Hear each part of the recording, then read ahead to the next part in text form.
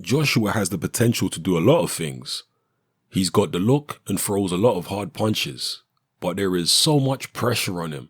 I was in Dubai and there are big posters of him there. The heavyweight championship will drive people crazy. You know that, right? It's like a crown of thorns. Everyone wants to use you for something. It's like being the president of the United States. Joshua can't get the big head. He has to focus on fighting. When you start focusing on money, girls, or whatever it is, it's going downhill. No religion, nothing. You can do those things when the fight is over. Let's see if he can handle that stuff. It's his time. I could be wrong. I'm not the gospel of boxing, but he impressed me with Klitschko. Those are the words of former undisputed heavyweight champion and youngest heavyweight champion of all time, Iron Mike Tyson, speaking about Anthony Joshua. One of the things which has impressed me most about Anthony Joshua is his ability to cope with the immense pressure and weight of expectation that he's been under so early on in his boxing career. Because this guy's whole career has been in the limelight. Since he won the Olympics, he wasn't allowed to develop quietly and steadily away from main event status. He was thrust into the limelight and made a headline act very, very early on in his career. And I don't say this lightly, but I have never before seen a fighter who has been under so much pressure so early on in his career that didn't crack. Joshua was the first guy to make it as far as he's made it that I've personally seen under that much pressure who hasn't cracked. Absolutely incredible. And it's even more incredible when you take into account the fact that Joshua is relatively inexperienced even as an amateur.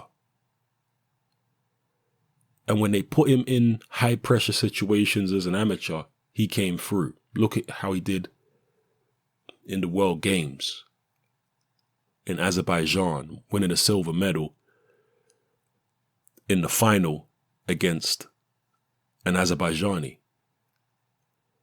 His ability to handle pressure is incredible. The first time that I saw pressure get to Joshua a little bit was in the Klitschko fight. But even then, even though I feel like it got to him a little bit, and his trainer Robert McCracken said the same thing, he still handled it well enough to not only get the win, but to get the win over Klitschko. To climb off the floor in a crisis situation, hold it together mentally, come back a few rounds later and knock Klitschko out. His mental ability is incredible when it comes to handling pressure and whatnot. And I always felt like he was strong mentally because of what I saw him do in the amateurs and because of the way he talked in interviews. He has a very level-headed approach to boxing. He doesn't get overexcited when he wins certain fights. And I'm sure when he eventually loses, he's not going to get too despondent. He tries to keep it on an even keel mentally and not fluctuate too much. You know, one of the things with a lot of fighters is they fluctuate massively depending on whether they win and lose from an emotional point of view. So if they win a fight, their first world title, for example, they're over the moon. They're literally jumping for joy, ecstatic. It means the world to them.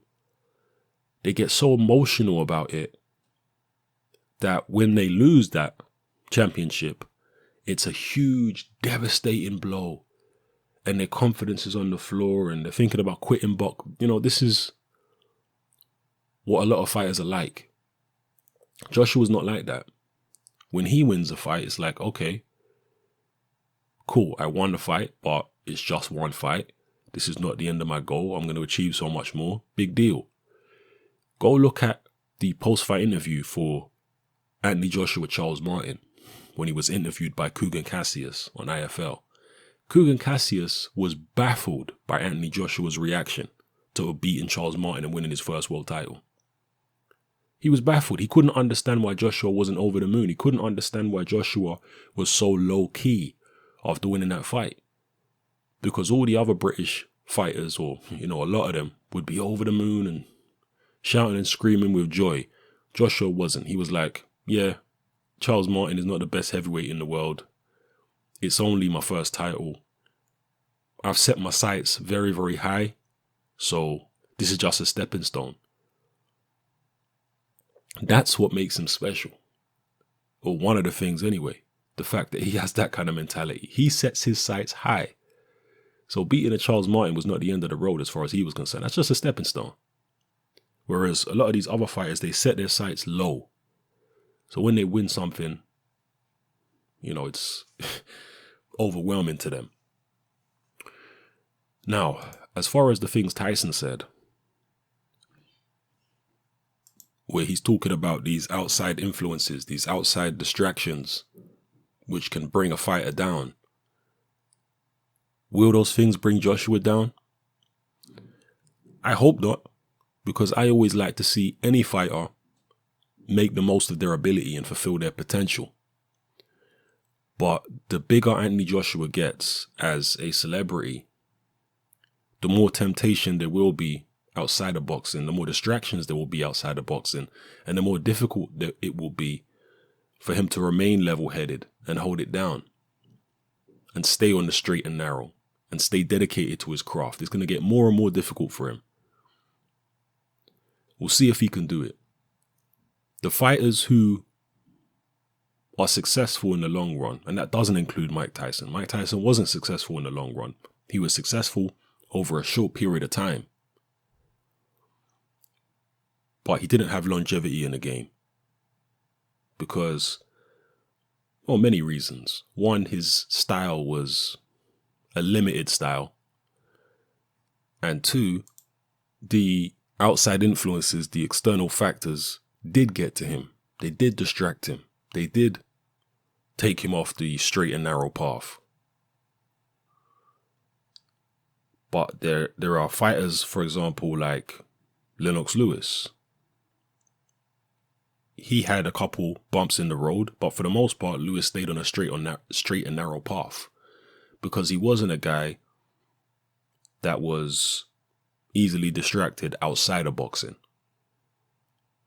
He was very arrogant in terms of the way he looked at a lot of his opponents, and that is kind of a double-edged sword, but it's one of the reasons that he lost to McCall and Rackman because of arrogance.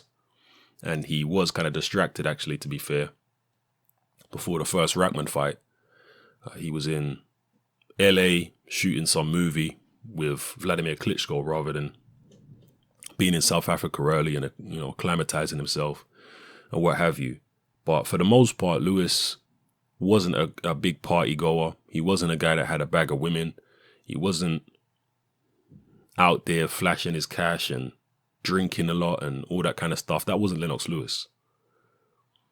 He was a very grounded individual outside the ring, and there wasn't really much to him or to his life, should I say, other than boxing. That's how Anthony Joshua has to stay while he's in boxing. And that's what Mike Tyson was trying to say, basically. You have to focus on the boxing. If you start focusing and getting caught up in these other things outside of boxing, then it's all downhill from there. Can Anthony Joshua do it? It's just, to me, it's incredible. For a guy as young as he is, what is he, 27 or something? For a guy as young as he is, with the world at his feet, with all the women that he could possibly dream about having, with all the money, with all the fame, everybody wanted to be next to him, everybody wanted to talk to him, with all of that pressure, how this guy has not fallen off the horse yet is beyond me. I hope he don't. I hope he goes on and achieves as much as he can possibly achieve with the ability that he has. But as I say, I've never seen, to me this is unprecedented, I've never seen a guy so early on in his career be under so much pressure and not fall apart mentally, not fall off the horse, not deviate from the straight and narrow.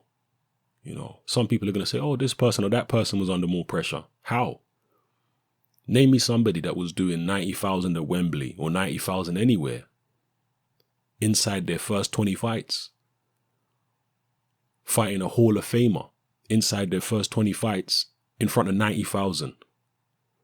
Name me someone else who's been doing, I don't know nobody else that was doing that.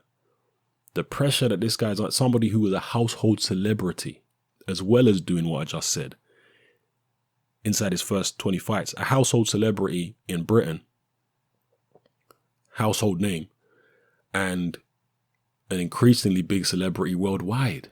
Posters of Anthony Joshua in Dubai, commercials of Anthony Joshua in the United States now. So even his popularity and his visibility is expanding in other territories outside of Britain and Europe. How he's able to cope with this, I don't know. He's very, very strong mentally. A special character mentally, Anthony Joshua. Let's see if he can continue being a special character mentally. I hope he does, but there was a word of caution there from Mike Tyson, as you heard. So let me know what you feel about everything I talked about in this video, people. It's happening. I'm out.